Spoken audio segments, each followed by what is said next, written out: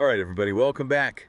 Ready to dive into some reggae history. Yeah, man. We're going deep on Bob Marley today, Yeah, but we're going way past Three Little Birds here. you got it. We're looking at this academic paper really flips the script on that typical, peace and love image of Marley. Okay, yeah, because you say Bob Marley, everyone's like, oh, peace, icon. Yeah, right. But you start digging into his Rastafarian beliefs and things get a lot more.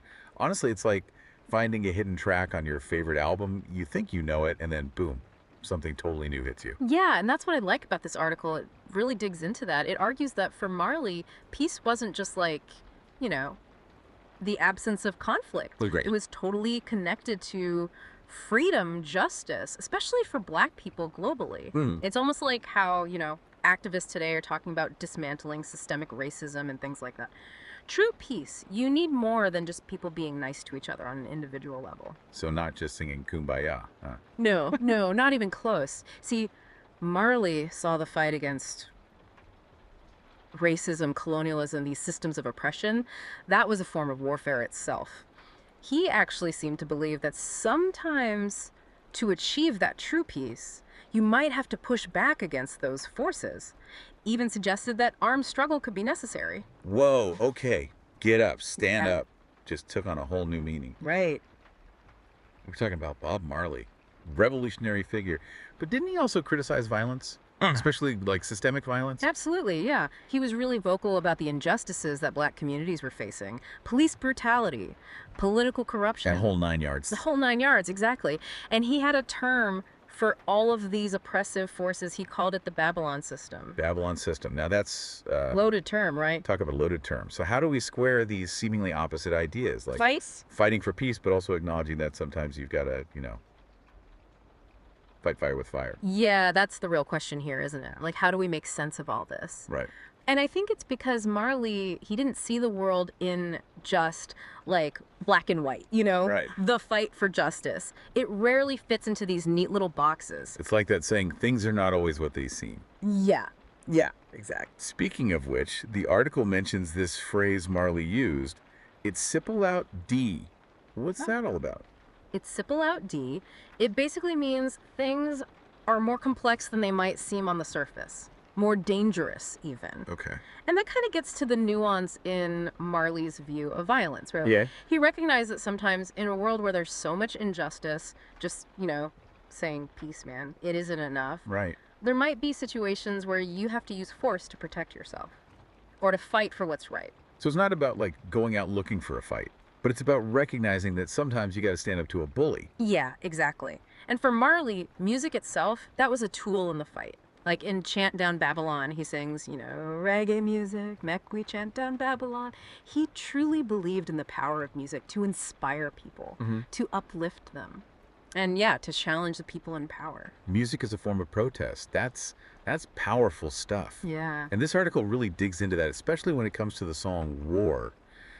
Didn't he actually take those lyrics, lift them straight from a speech by Haile Selassie, who Rastafarians see as this divine figure, right? Oh, absolutely, yeah. You're spot on. Wow. Think about it like this. For Rastafarians, quoting Selassie is like quoting scripture. Right, It's yeah. divinely inspired. Yeah. So when Marley's singing these lyrics about fighting for what's right, it's not just his personal opinion, it's rooted in his faith, deeply rooted. It's practically a call to action, but it's got this whole spiritual weight behind it. Yeah, exactly. But hold on a second. The article also says that Marley was skeptical of like overly simplistic interpretations of peace. So how does that fit in? Right, it's sipple out da idea again. He saw how dangerous it could be to just become complacent, to mistake just being passive for actual peace. Right? True peace. For Marley, it meant actively dismantling those systems of oppression, even if it meant, ruffling some feathers along the way. It's not just about waiting around hoping that peace is going to magically happen. It's about going out there and building a more just world, even if it gets a little messy. Exactly, you got it. And he saw music as this really vital tool in that struggle. And it wasn't just him. Rastafarianism has this whole concept called word, sound, and power. It's the belief that words and music, they can actually create real change in the world. Wait, so it's like how gospel music fueled the civil rights movement? Exactly. You got it. Music is powerful. And Marley, he tapped into that power. So I guess what I'm asking is, when we listen to a song like War, are we supposed to Like, take it literally? Yeah. Or is there a deeper meaning there? That's the beauty of Marley's music, I think. It operates on all these different levels. Yeah, on the surface, sure, he's singing about war and revolution. But when you dig a little deeper, you start to find all these layers of meaning that are connected to social justice, spiritual liberation, the fight against all kinds of oppression. So it's not just about, physical fighting. It's about raising your voice, challenging injustice, and fighting for a better world, whatever form that fight might take. Yes, 100%. And you know what? That message, it's still so relevant today. Think about all the protests that are happening right now, all over the world, for climate justice, for social equality.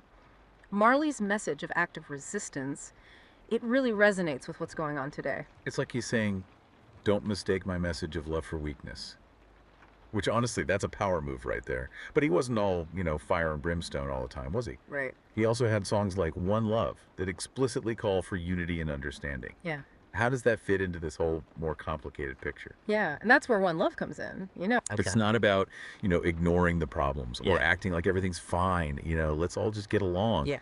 It's more about, like, how do we strive for that unity? How do we try to understand each other, even when there's conflict? Yeah. It's about choosing love Yeah. as that driving force, even when it's tough. So it's not about picking sides, it's about, Yeah. like, choosing to walk a path together towards something better. Exactly. Powerful. And, that really speaks to the heart of Rastafarianism, too. Hmm. It's not just about, peace and love, like in some abstract way. It's about actually getting out there and making the world better.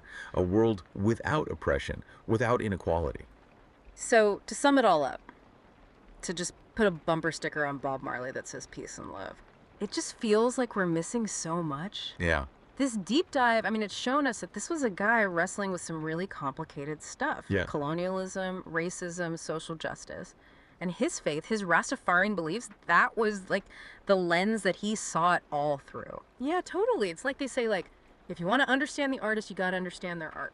Right. And for Marley, his art, it was all about his spirituality, his politics, his life, all mixed up into one. It makes you wonder, what would he say about the world today? It's like we're still dealing with the same things he was singing about all those years ago. And that's how you know he was a true artist, His work, it lasts.